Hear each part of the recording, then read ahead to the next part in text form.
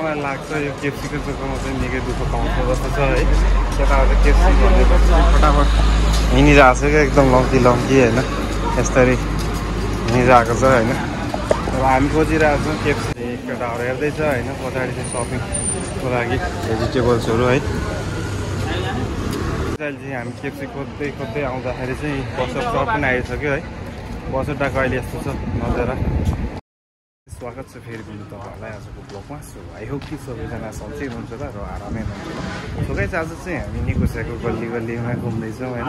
केएफसीको खाम भनेर चाहिँ आज केटाहरूले छुट्टीको दिन या धेरै भयो होइन, इन्जोय नगरेको। ल आज चाहिँ इन्जोय गरिदिउँ भनेर चाहिँ केटाहरूले भनेको कारणले गर्दाखेरि चाहिँ आज चाहिँ हामी केएफसीको चाहिँ हिँडिरहेको छौँ होइन। र केएफसी चाहिँ अब सोल्टीहरूले होइन, तिनजना सोल्टीहरू छ अगाडि होइन। सोल्टीले चाहिँ अब लोकेसन हेर्दैछ केएफसी कहाँ पाउँछ भनेर होइन। अब कुन ठाउँमा छ केएफसी, सोल्टी भन्नुभएको छ 2-3 किलोमिटर चाहिँ जानुपर्छ, त्यसपछि चाहिँ केएफसी आउँछ भनेर चाहिँ भन्नुभएको छ। र त्यस कारण चाहिँ अहिले हामी केएफसी खोज्दैछौँ।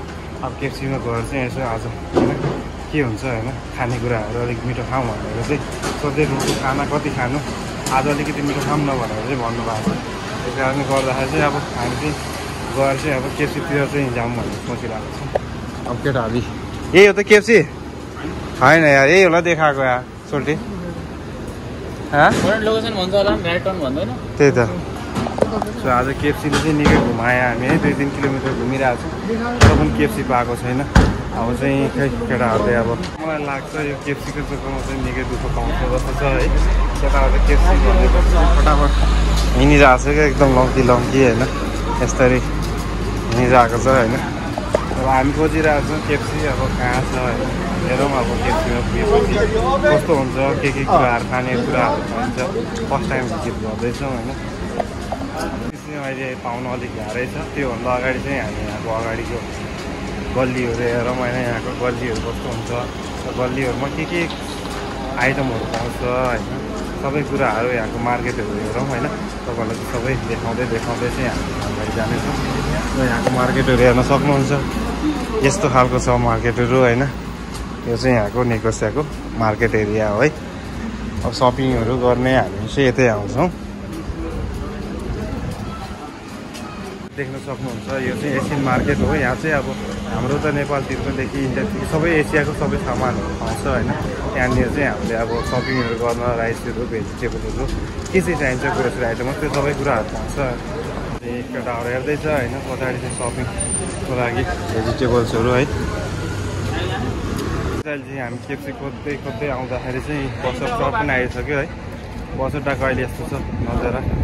यो बस पार्क हो है। केटाहरू चाहिँ सल्लाह गर्दैछ अब कहाँ जाने, खाने नखाने भन्ने होइन। यहाँको बस पार्कको नजारा चाहिँ यस्तो देखिन्छ।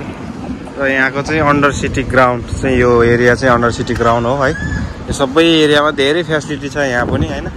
र अब केटा फेरि ब्याग लाग्यो फेरि लास्टमा चाहिँ हाम्रो डिजाइन के भयो भने होइन, केएफसी चाहिँ अब यो एरियामा चाहिँ केएफसी पाएन।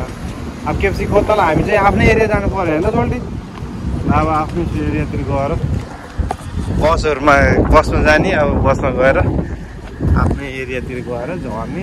त्यसपछि चाहिँ केएफसी खानुपर्छ। त्यसपछि चाहिँ अब हेरौँ के हुन्छ होइन। केटाहरू आफ्नो सुरुमा टुक हिँडिरहेको छ है। हाम्रो ब्याड लग हो, किनभने अब केएफसी पनि यहाँ नपाउनु यत्रो ठुलो सिटीमा। र त्यही माथि बसको टाइम पनि ढिलो हुनु होइन। बसको टाइम अब 7:30 देखाएर आएको छ, भनेपछि 5:30तिर हुन्छ। आज चाहिँ हाम्रो ब्याड लक हो, खानेकुराहरू खान पाएन, भोकै हिँड्नु पऱ्यो।